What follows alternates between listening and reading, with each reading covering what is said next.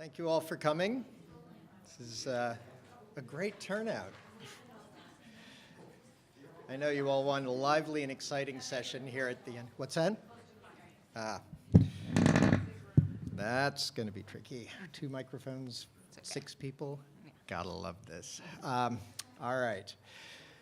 So we'll all speak up as well.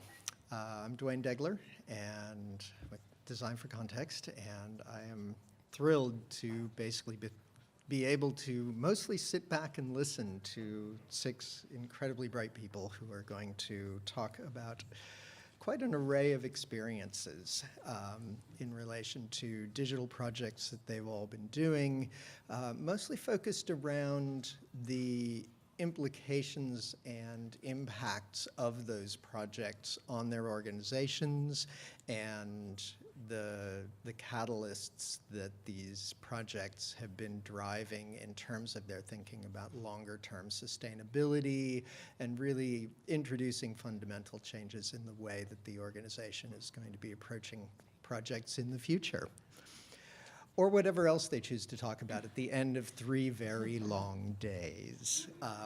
So as we go through, there's going to be a range of about 5 topics that we'll be popping into, and the conversation's fairly free form. If you've got any specific questions or a story of your own that you want to interject into it, please raise your hand, and we will accommodate those as we go. But I think I'm going to let everybody introduce themselves, and then I'm going to just sort of set the stage very briefly, and then we will take off with the conversation. Liz, care to start? Hi, can everyone hear me? I'm Liz Ehrnst. I'm at the Georgia O'Keeffe Museum in Santa Fe, New Mexico, where we explore the life and work of Georgia O'Keeffe. We have a collection of her artwork and her contemporaries, 2 historic properties and studios, her personal properties such as artistic material, household material, other personal things like clothing, archives of the artist and her friends and family, as well as a library. And as a single focus museum, we experience some interesting issues, and you know, everyone knows O'Keeffe. She's an icon. They know her work, or so they think. And we have to, or try to, dig a little deeper to not only confirm those expectations, but expose them to something new. And all of our data, like most institutions, is kind of spread out among many different systems and people and mind, and we really valued those connections, so we wanted to try to do a better job of bringing them together. So I came out of the library and archives to take on a project with the institution. It was a digital infrastructure project that is turning into a linked open data project, in which we have partnered with Design for Context to realize it. And I will discuss a little bit about what we've learned and what we are learning in our 2nd year. Sarah? Hi. I'm Sara Snyder. I'm the Chief of Media and Technology at the Smithsonian American Art Museum. About 5 years ago, before I had joined the museum, we undertook a linked data project on our own to kind of explore that realm, and then soon found it a pretty big topic and realized that this is something we need to work with our partners in. And so SAM is one of the key museums in founding the American Art Collaborative, which you may have heard about. It's a consortia of 13 museums plus 1 archive. So a collaborative, a large, ambitious collaborative to undertake a pretty challenging technical topic, but also an important sort of people-driven topic. And for the last 2.5 years, I've been deeply involved in that collaborative. So I bring the perspective of someone who inherited a way of doing linked data before joining a collaborative, and then from that sort of collaborative or consortial perspective. Yeah. And Karina, you next. Hi, I'm Karina Wratschko. I'm at the Philadelphia Museum of Art. I'm the Digital Initiatives Librarian.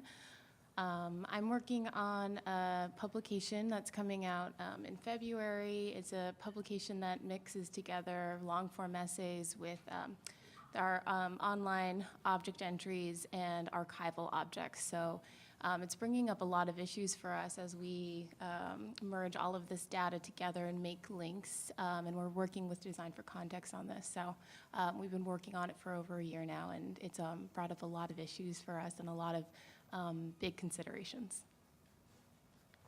Kate, do you want to go ahead? Hi, my name is Kate Blanch. I've just recently joined the Design for Context team, but I will be contributing to this panel, speaking about my experience as a partner in the American Art Collaborative.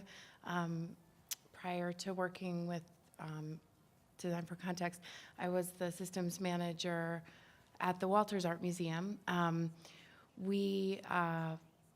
At the Walters Art Museum, they have a really wonderful opportunity around open access and open images, and was able to contribute a small but very interesting collection of American art to the American Art Collaborative project. I was the chair of the data working group for the American Art Collaborative, which emerged pretty early on in the project as a need to help really knit together the data extraction, transfer, and conversion process across 14 institutions to create the critical mass of linked data. So I'll be sharing experience relating to multi-institution collaborative projects, a little bit of project management perspective that we all gained, and I think just some perspectives about how to unify multi-institution environments where people are really coming in, punching at different weights. So that's my background. I am Krisen Regina, the Director of the Library and Archives at the Philadelphia Museum of Art, and I am up here today because I am leading an international collaboration. We are building a Duchamp research portal in collaboration with the Pompidou Center in Paris, as well as the Duchamp family estate. And it's funded, it has some seed money for a planning grant from NEH, and we are now in year one. We just started the implementation grant with another NEH grant to do the portal. And the interesting thing as well is it not just as an international collaboration, and I think we'll be getting into issues of language and competencies, but we are literally speaking a foreign language with our colleagues. So in one sense, it's making our data kind of assimilations slightly different, easier and harder. But it's a major artist initiative where the artist's artwork is not the focal point. This is being hung around the archives. And so Duchamp is an artist that played with what is art, and some of his handwriting is in the archives, but it could also be considered artwork. But it's the archives that's leading the project, and so art is not considered the main. The artwork, the curators are all involved, but they are not the main. They're not the main drivers of the issue of the project. And I'm David Newbury. I'm the enterprise software architect at the J. Paul Getty Trust. And one of my major responsibilities is figuring out how do we, at the Getty, coordinate between the various interesting programs we have with archives and libraries and publications and museum. So we have lots and lots of really interesting pieces of data and a huge amount of expertise.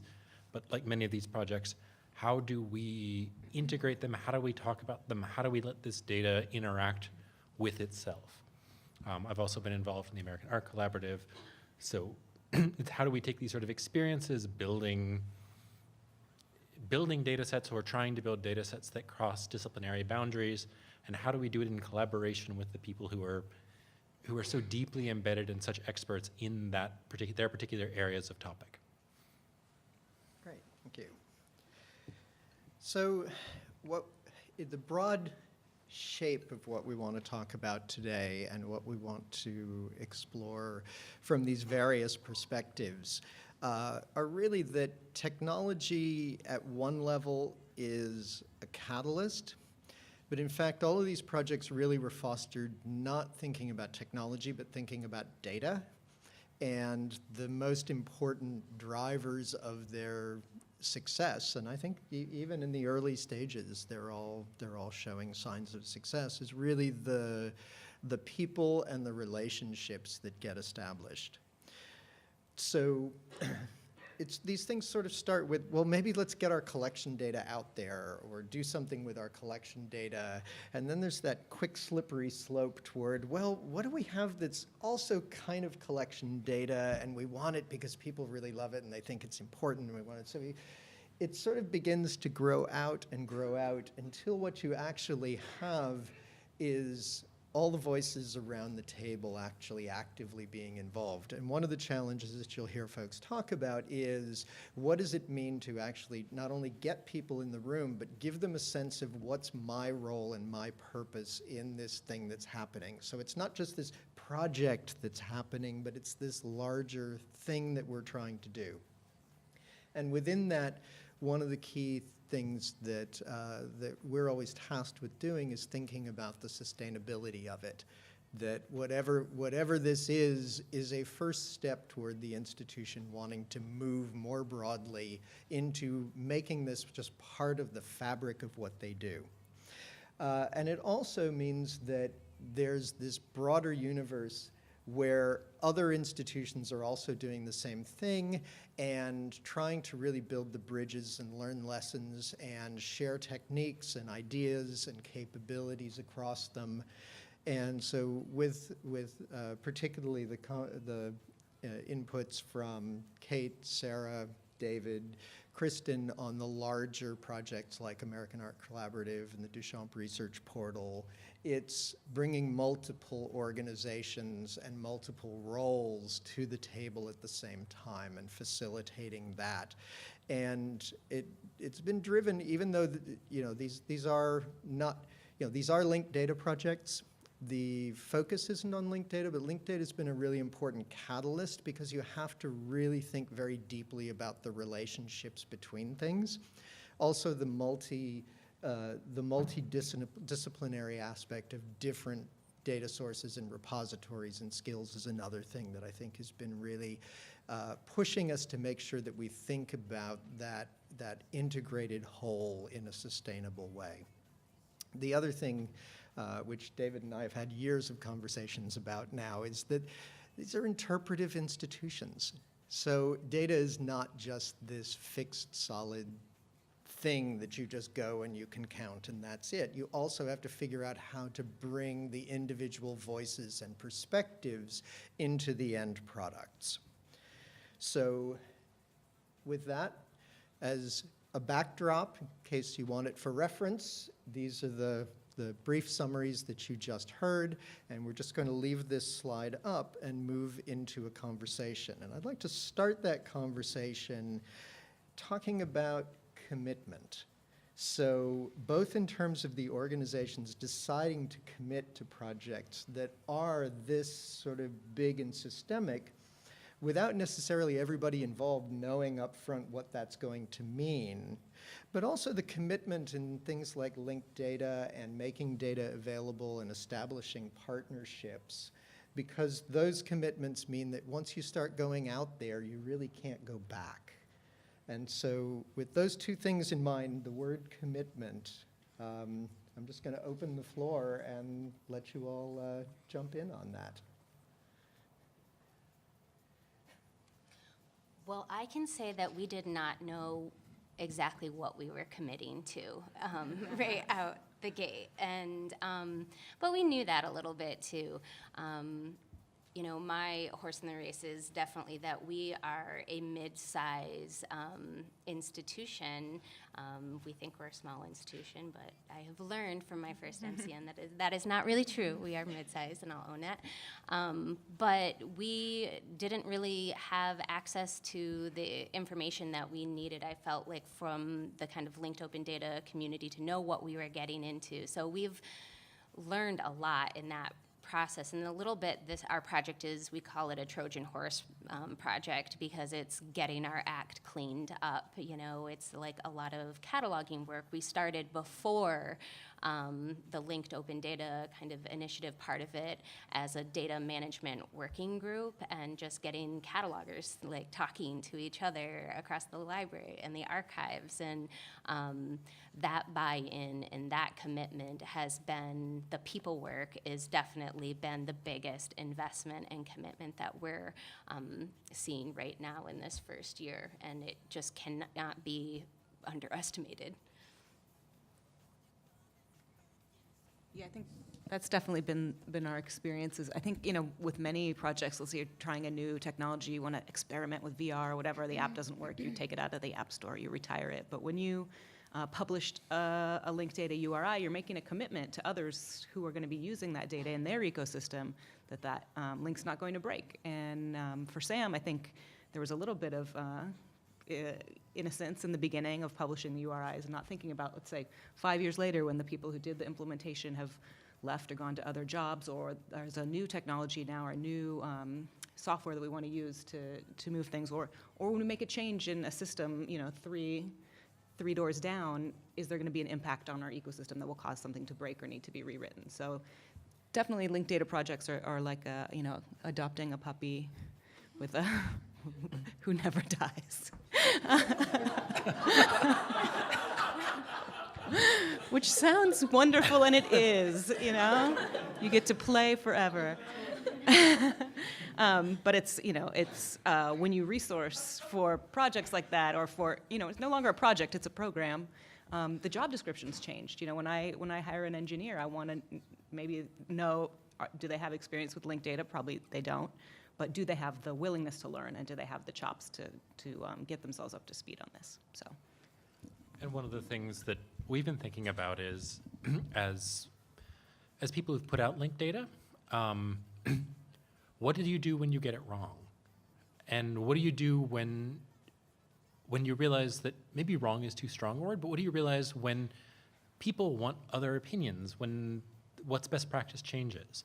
Because you've made this commitment. You have your immortal puppy, and then someone says, but it's not the right kind of puppy. I want a different puppy. And now but you have this URI and you've promised a bunch of things about it. And this also comes into play a lot when we start thinking about disciplinarity, because what's right for a museum is probably not right for an archive. But the perspective that you see things from changes. And so how can you build a system that lets multiple viewpoints exist in the same space with this idea of linked data? And it's this learning curve that I'm certainly going on that says, from there is a right way to do it to there are many, many right ways to do it, which now just means you've got a flock of immortal puppies.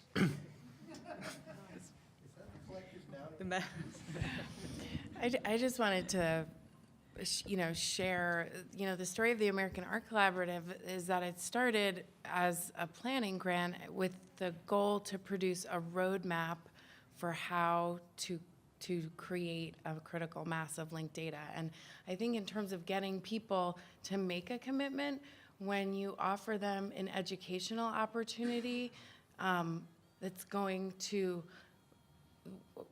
result in them being educated enough to either make the commitment or not make the commitment. I think all of us are in this room because we can commit to learning. That's why we come to MCN. That's why we're, creative technologists. But, the AAC model is really interesting because there was 1.5 years of just learning, road mapping, sharing ideas, getting everyone's voices heard. I know that timeline isn't always practical for every project, but I think one of the things that others will reiterate is that there is a lot of learning that has to happen together to have people go into this happy with having committed and not feeling like they got sucked in and they're stuck. So.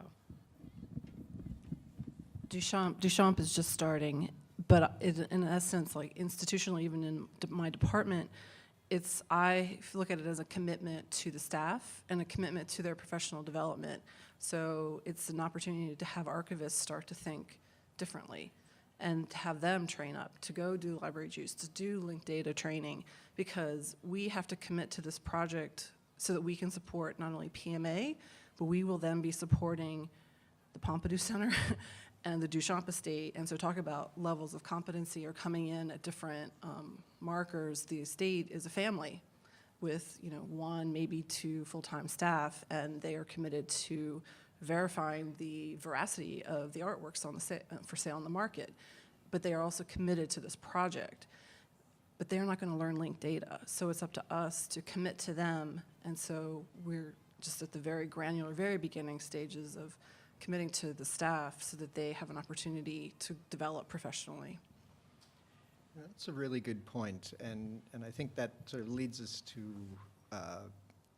asking a question about the folks who are not necessarily either directly involved in the project or from the beginning understanding, you know, what their role is in it.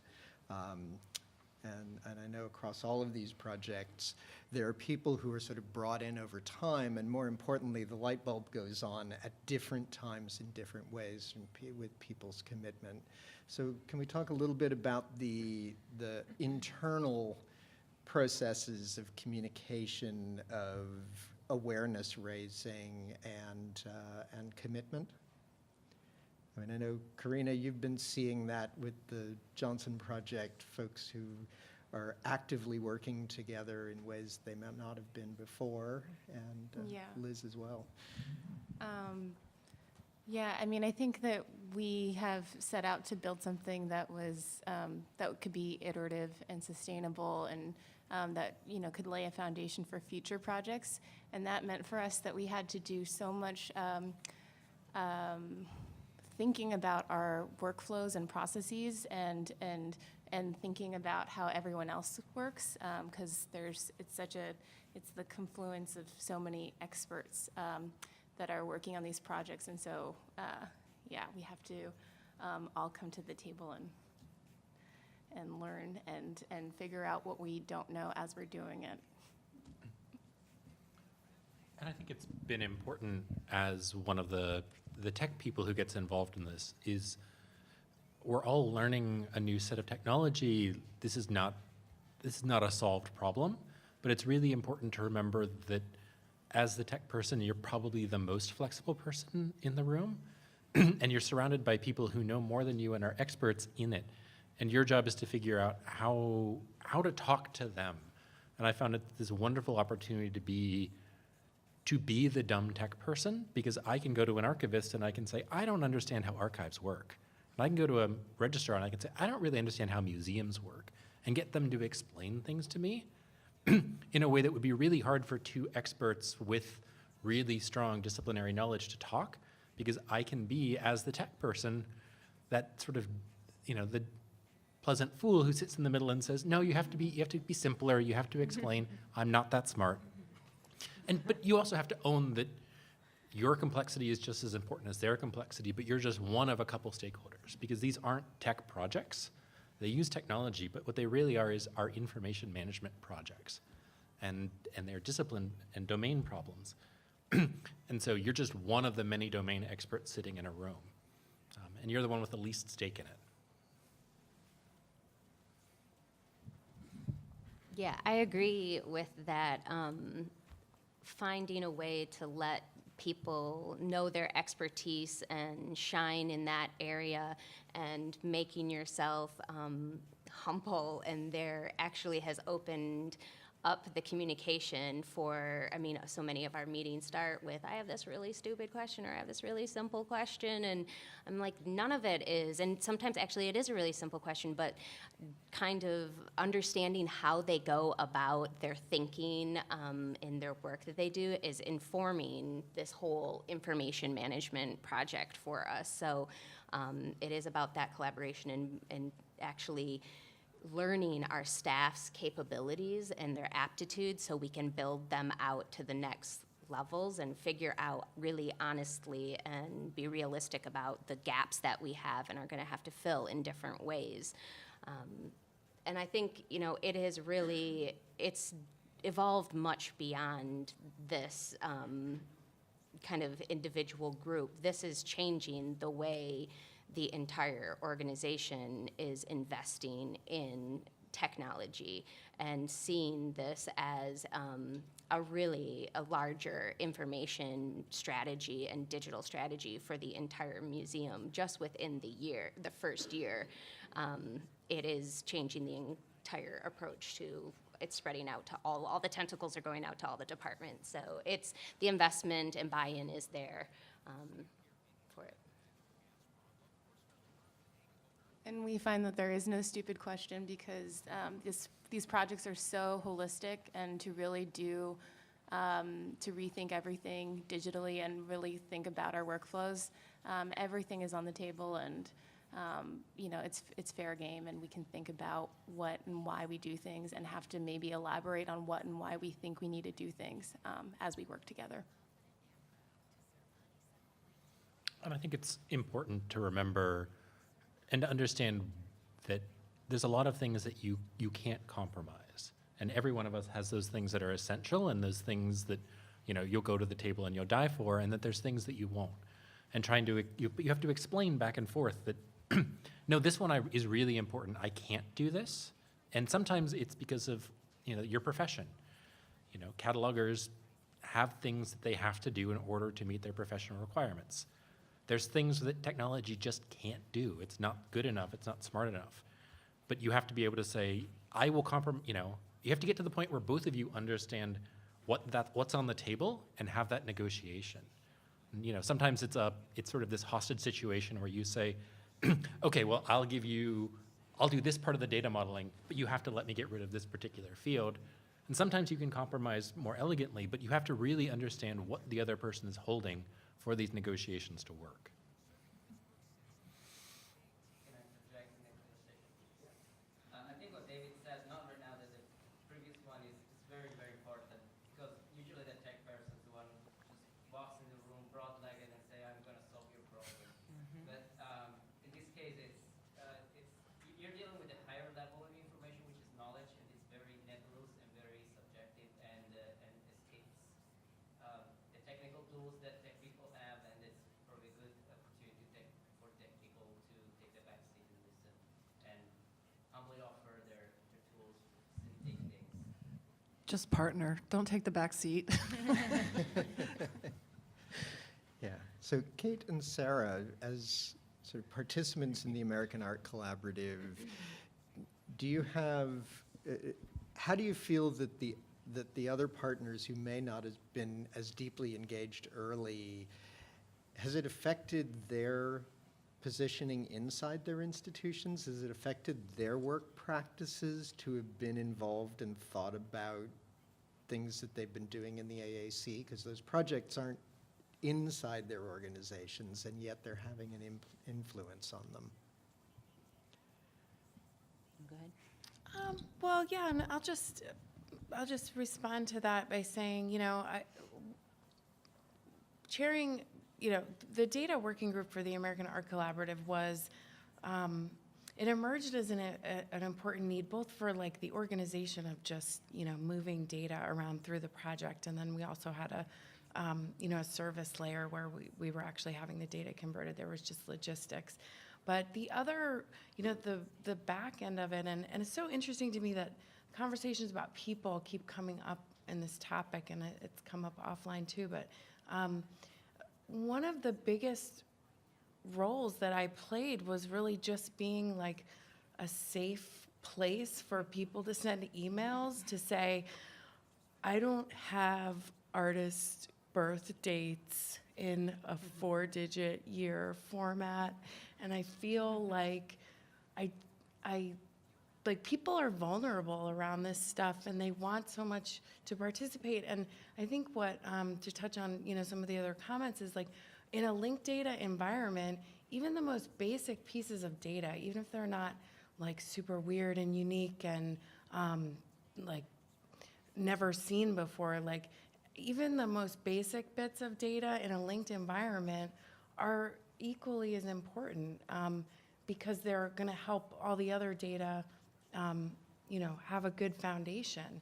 And, you know, letting those people know that just because your contribution is really basic right now, that's cool. We will put the same amount of effort into making your basic contribution fantastic as we would into someone who's contributing, like, you know, like IDs from some weird taxonomy that's like gender neutral vocabulary for, you know, rock names or something. I don't know, but like there's like people come in at many different points of entry, and in a linked data environment, you can't really set the bar high because it's about inclusivity makes your data set good. And I think that's reflected in the people. Well, and I'll say a lot of credit goes to you, Kate, too, for being that person where people did feel comfortable. And I think, you know, we're talking about collaboration, and that is about people. We had an extraordinarily energetic and thoughtful leader in the collaborative, Eleanor Fink, who really was working the phones, was hustling to get those MOUs from every director, you know, was really operating, I think, in a way that maybe not everyone, even in the collaborative, knew. I knew because she would come to my office every time we had a webinar and use my Mac because it was nicer than her laptop, and so she'd say, "Oh, can I come sit in your office for the webinar?" And so I kind of got some behind the scenes peek into how she operated in order to keep the partners feeling that they were heard, that the timelines were being met. Obviously, meeting the grant requirements and timelines, and also convening big meetings. I mean, you can imagine how many people ended up cycling through a large project with 14 institutions. And we convened big multi-day meetings in cities across the country over the course of the grant, and having those relationships cemented both through the meetings, but through informal conversations, or, you know, your cup of tea before bedtime. It's an important piece, and personality and inclination and energy, you know, is contagious. And so seeing the enthusiasm of others makes you slog through the hard parts where you're doing things that your data or that your collection information system was never built to support. You know, you get through the hard times when you feel like you're in it with not just with colleagues, but people who really have become friends. Just in the beginning phases of Duchamp, we've made the biggest leaps in visits to Paris, and you know, we've had multiple conversations. You can have things over email, but until you're sitting in the room and you go through the cultural, you know, the French don't want to discuss money, and so you happen to have somebody who's a Brit, who speaks up and just kind of nudges the money question, and so you're like, oh, they were worried? Oh, well, you know, then you can have this conversation face to face, but it would never come up over email, and so it's this face to face time that's why we're all here at a conference. But I think it still goes without. I just would like to repeat or just echo that is critical, and especially for something that's international, that's just getting off the ground, that when you're writing your grants, build in a little bit of face time, because the more solid the relationships are at the beginning, I feel hopeful about the long-term outcome of all that project. But I mean, even for Johnson, for your publication, it's the face time with colleagues. I know Karina's in a lot of meetings. Lots of meetings and lots of Slack. Yeah. And I think, again, coming from the tech perspective, one of the most useful things that we did for the American Art Collaborative was use the technology to try to get stuff out so that FaceTime was useful, so that people who were not tech people could review it, could see what they were doing, and have something to discuss and to argue about. You know, it's really, I can look at code and I can say, oh, look, I understand all of this, but that's not useful. What's useful is having tools that let normal people understand what it is.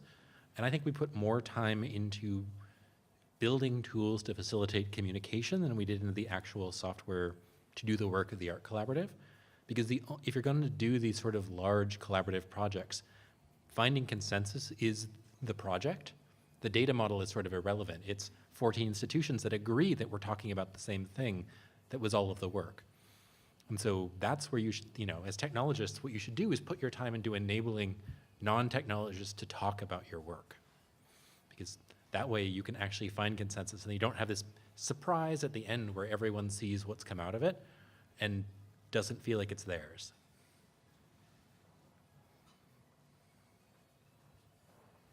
So any comments or thoughts from your experience or questions for the panel on that particular aspect of building those capabilities and reinforcing communication? All right. Well, I'd like to then sort of move on to the questions of sustainability.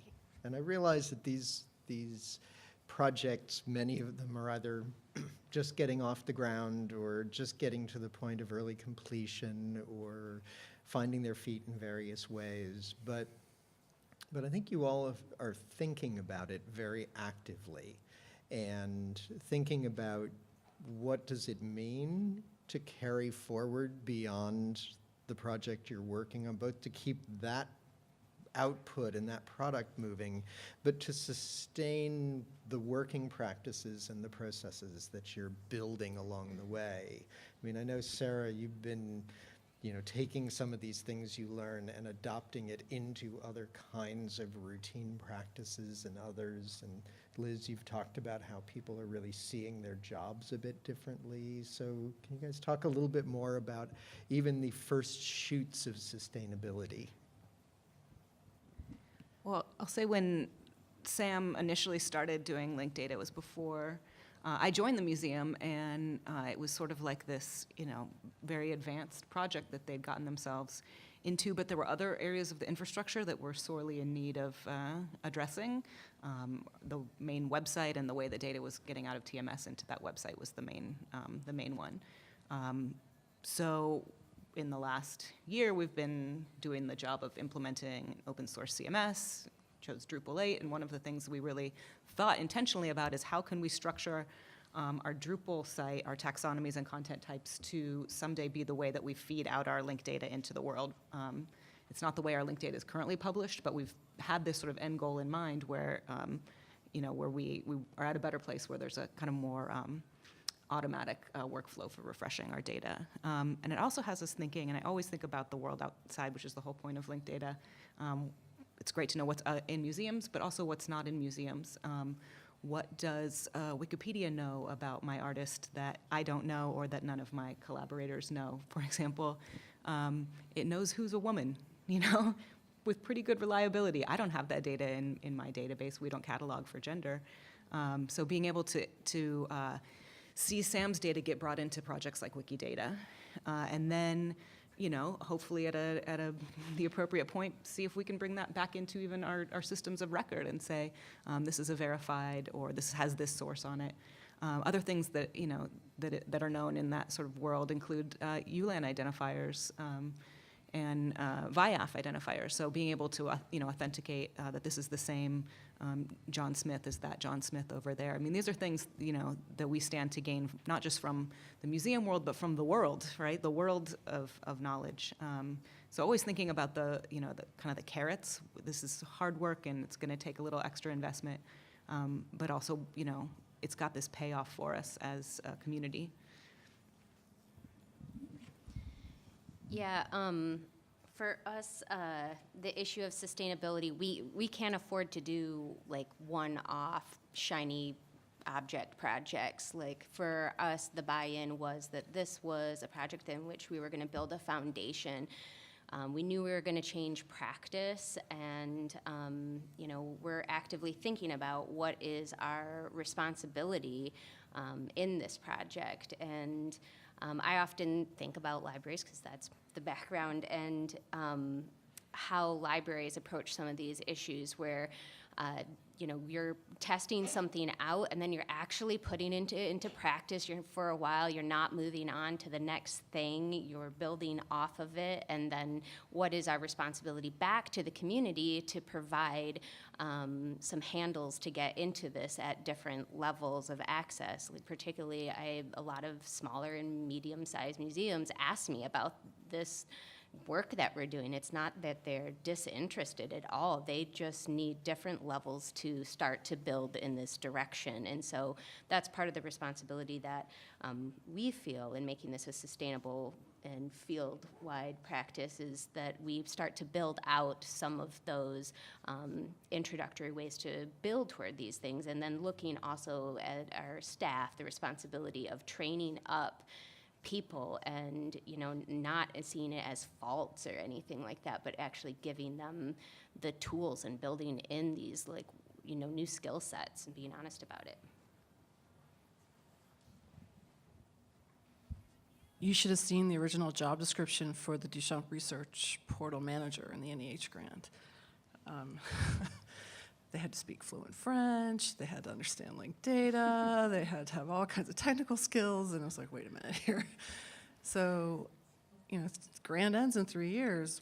We have no guarantee that there's going to be a staff position for that person, and this is a critical strategic initiative for the institution, and this person will be fully they're going to be talking to the curators. The curators are highly invested in seeing this project come to success and fruition. So ultimately, like the O'Keeffe has done, and we restructured the archives. We restructured within the department, and so it was an opportunity to give somebody a place to grow, some professional development, while also maintaining the expertise of the project. So when it does end at the end of that cycle of funding, the whole project's not going to just die. That person's just not going to walk out the door if we don't have a place for them. So it was rethinking the entire departmental structure, which then has been just a fantastic opportunity to kind of bring the whole department into linked data and just being more global. And they haven't done it yet, but there's, I want them to train, do a presentation to the department. So this is what they're working on, this is what they learned, so that it also becomes a professional development opportunity for the entire group. So maybe the reference desk staff aren't working on it, but they understand it, and when the curator calls or that when other people come in, they're at least conversant about it. And then the archivist also has an opportunity to, the curator's feeling that much more secure and confident in the project to give his time to us as well. And so when she calls him, he's fully invested because he knows that she's here and she's permanent staff. And I think that's one of the biggest benefits of doing it in a community like us and like many of you out there, is that it's much less likely that the institutional knowledge that we're all gaining is going to be lost, because it's not my idea or it's not your idea.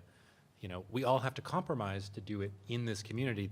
It doesn't get to meet all of my special needs or all of your special needs or anything, but it means that if I go away, there's somebody else who understands how it works. And one of the biggest benefits coming out of this American Art Collaborative, the data set is wonderful, but that there are now 20 or 25 people across 40 institutions across the country who can have a conversation about a data model and all be on the same page is an incredible benefit that of what came out of it.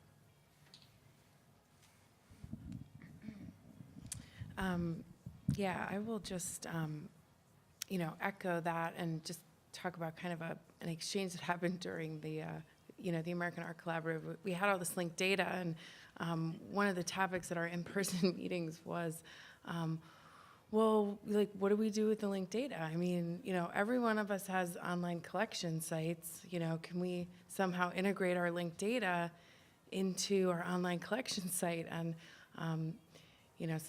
someone, there was a technologist in the room, and he was like, it'd be really easy. Just, put the linked data URI on your object detail page, right? Like, let people browse out to it. And I kind of had this light bulb moment, and I was like, no. You guys need to build your online collection site using the linked data. That's the only way it's going to stay a viable product for your organization.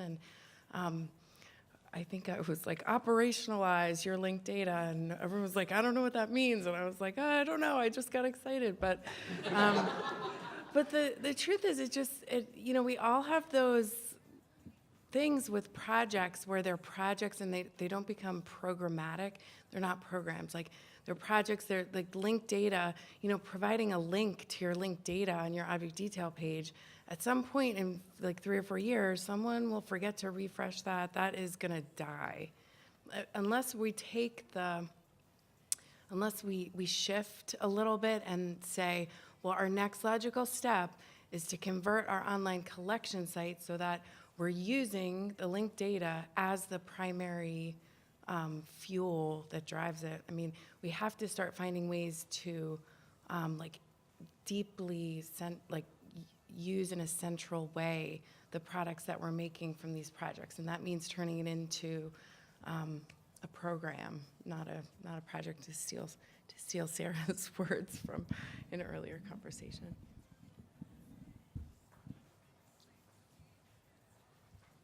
And we are still trying to figure out the definition of operationalize, but we think we're getting there. It's a very, very important concept. Along that line, and the idea of language, one of the things that keeps coming up is how people talk to each other when they're using the same words, but sometimes meaning the same different things. They're meaning different things, and we've had a number of conversations about those, about the use of analogies and examples and showing people things rather than telling them, and that kind of thing. And you know, for example, Liz, you were saying that there have been these few moments where people are like, oh, now I suddenly get my own role in this because I understand what you mean by X. And I think Karina as well with the publications project, there's so many different, everybody believes, oh, well, it's a publication. I know what that means. And this is a publication that has archives, and I know what that means. But that voyage of discovery has required a lot of examples and a lot of analogy. Can you all, I mean, across your different projects, are there any stories that come to mind about when those things work or don't and how that helps? Yeah, I mean, it does come down to language, and, you know, we're often not sharing the same, we're sharing the same terms, we're not sharing the same meaning, and it does just come back down to taking the time, especially is hard when you want to race ahead because you're just like, it's just that field, can we just move past that field? But we have to have a 2-week conversation about what that term means, and I have learned from one of our staff members who used to be a facilitator for politicians and lobbyists, that you just have to give people that time and space to like have that conversation and go through that and try to take the opportunity to learn from that and develop that shared language. And ultimately, it is breaking a lot of our practice. Like, a lot of our practice is being totally blown up right now, and we're rethinking the way that we're doing everything. I feel like I just came from a lunch where 3 archivists were like, it is all wrong. The way that we're doing this is all wrong. Like, users don't want it this way. It is hard. Why are we doing this? And I mean, we didn't leave with any solution, but just to get to that place, you know, I feel like we have to acknowledge those types of wins too along the way, and acknowledge them for everybody, that, you know, that in and of itself is progress in this conversation.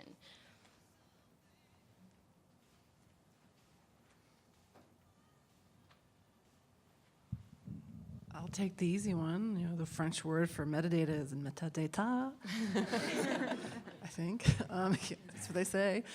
I mean, in some ways, it's easier because you're just literally translating from English to French as you're trying to figure out the basics, and so it's all off the table. You know, so then it's just a matter, you know, of bringing it together. It's straight translation. So the interactions we've had while in Paris have been great, and I give a lot of credit out to Emmanuelle Damas-Glass, who's also consulting with us on the project, and she is Parisian.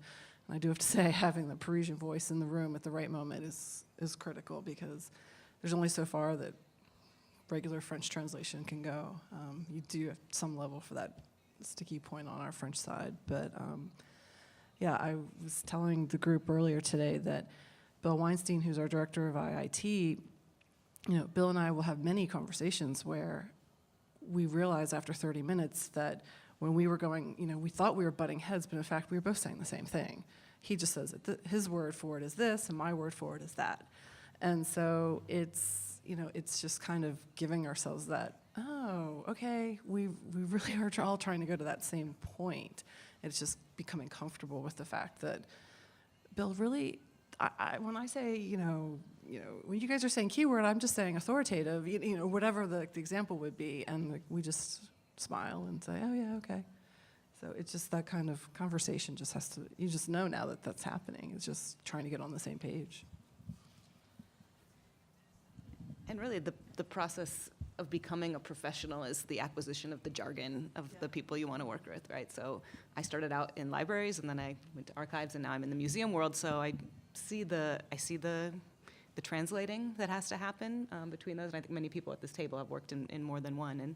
And librarians are wonderful because they have a really strong understanding of data, and I don't always see them at museum conferences, for example, but it's great to have more of that presence here.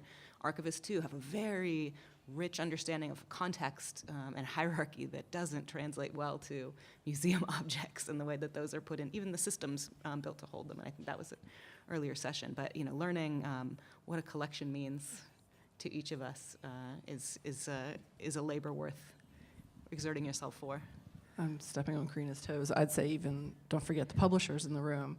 Chicago Manual of Style means one thing, and that italics really does mean something. And the provenance researcher, that order of that field has to happen. And so if we can't get it out of TMS in one way, because that's like just all the TMS can give us, and like this is really not working for the publication schedule, it's just like coming to terms with, how does it go? And I think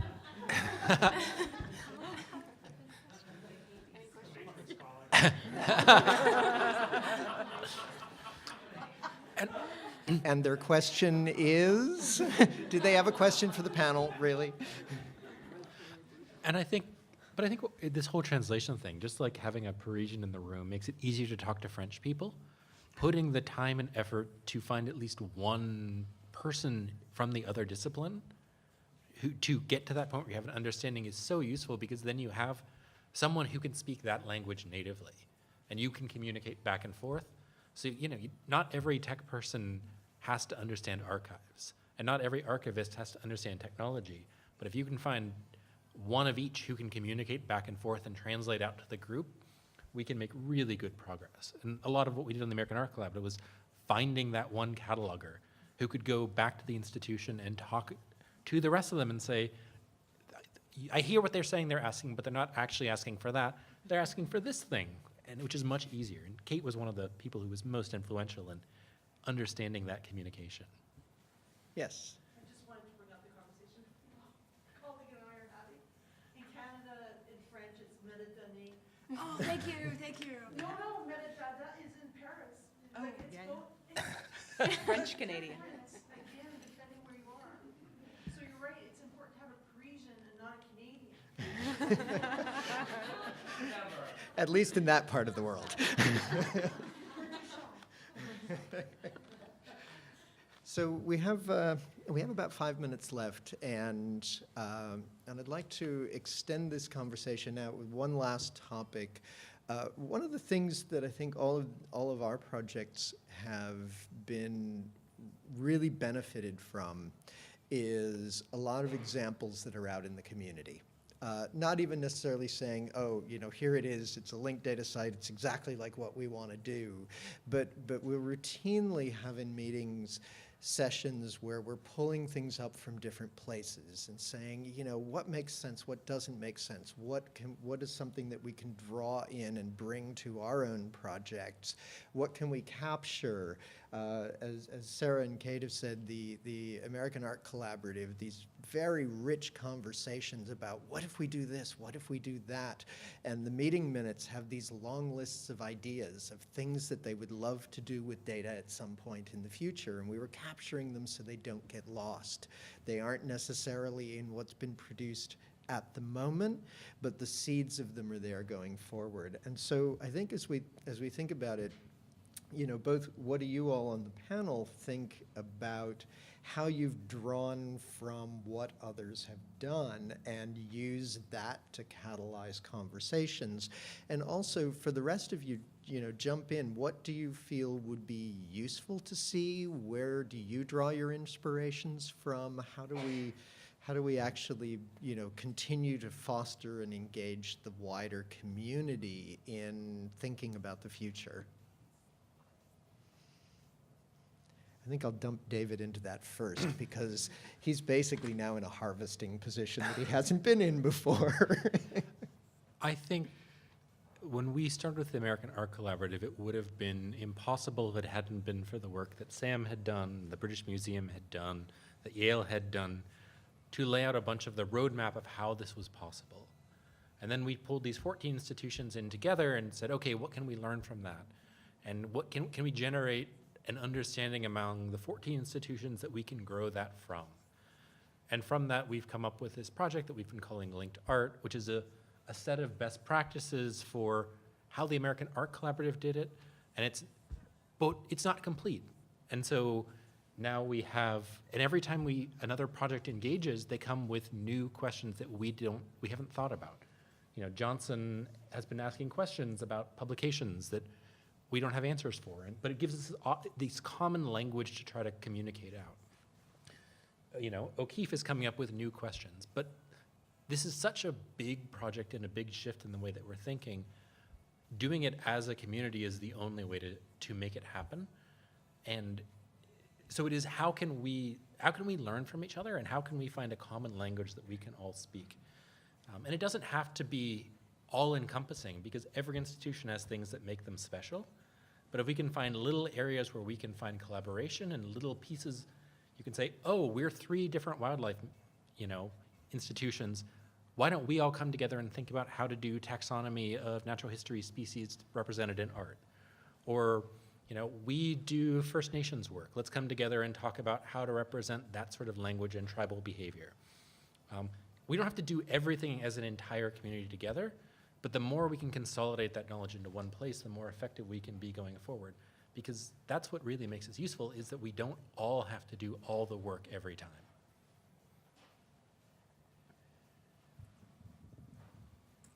I will make a plug for the libraries. Consortia. You can see very small liberal arts colleges with only 1 or 2 staff members who are in the arts department or the art library who, they've gone out and formed their own consortium of 3. So they can get an Island Door instance that they can then collaborate to work together on. And it doesn't take away from the individuality of their institution, but they're leveraging their small shop to create something much more powerful, and they can punch above their weight. And I think it's counterintuitive to the museum community in particular. We're so closed. We are always so protective of our curatorial information, of our research, of our donors. We have to fight for survival. And the irony, too, for me, coming from the library and archive side, is that in museums, it's the library and archives that are subjugated to the mothership of the museum, whereas in the academic side, it's generally the library that's on top, and maybe the art museum has a little bit of, a little piece of some square footage over on the side. Again, going back to the fact that, people in the arts or, liberal arts colleges are having to make consortia to come together. So it's, I think, finding the commonality of where we can make a consortium or do something that shares our work without losing our individuality, without losing the things that make each of us so special especially because we have so many regional and we are creative people, and so when you have creative acts, that creativity is always going to be different. And so, yes, libraries often can have title pages, but special collections libraries don't. Special collections libraries are often working with material that is just as unique as anything that we have in art museums, but special library collections have hundreds of thousands of objects. They're managing to get them cataloged and out online. And so where's the sweet spot with getting over the fact that our data is at a standard and is 95%, and it's okay that it may actually never get to 100%, but I think people are more and more comfortable with that, with crowdsourcing and trying different experiments, but it's kind of coming out of our inward-looking selves to taking a little bit more of a library approach to think about where is that, just a little bit of leveling, like the AAC did. So it appears we're out of time. But any last comment or shot from the audience in terms of what you're hearing? Any aha moments? All right, we'll have a chance to speak up as well in the closing plenary in a few minutes. So thank you very much. Let's thank these wonderful people.